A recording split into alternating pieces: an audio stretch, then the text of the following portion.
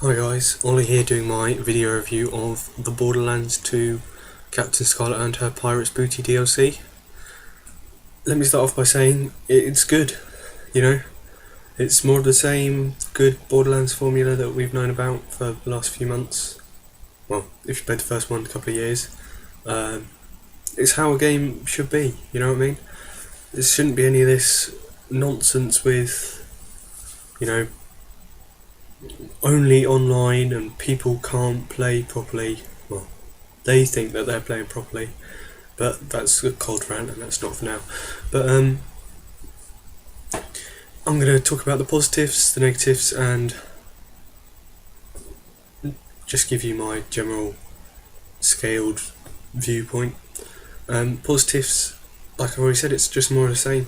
Borderlands it's really quite a unique game, even within its genre, because it brings stuff to the table that others don't. It's not a military, sterile first-person shooter. It's a game that's not afraid to laugh at itself. You know what I mean?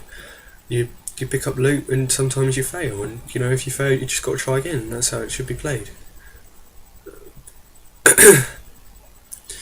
And they've got the True Vault Hunter mode, which really comes into play, especially with stuff like the DLC, because I started it and it just makes the DLC harder.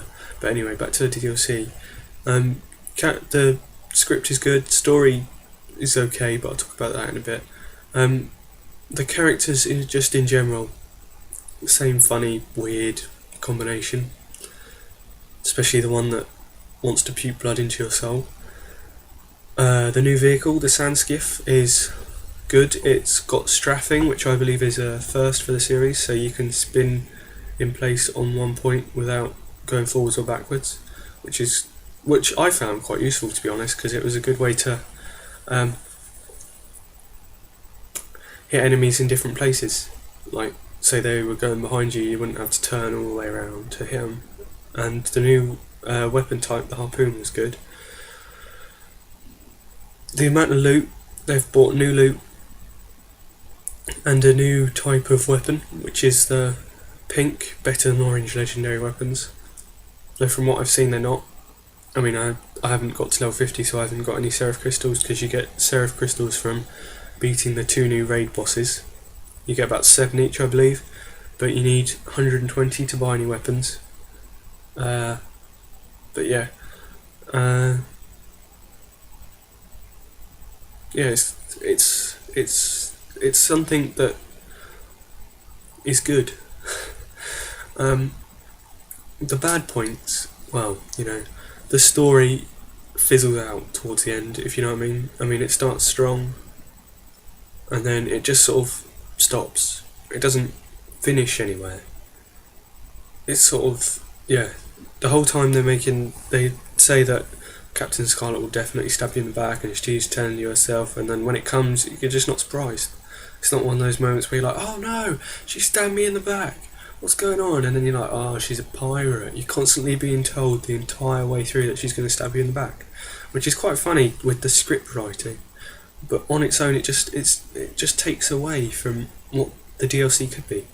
But what the DLC is what all DLC should be. And if Gearbox keeps making this DLC, Borderlands 2 will last until and after probably the 720 comes out, because people want to get the 720 whilst it's like 600 quid or something like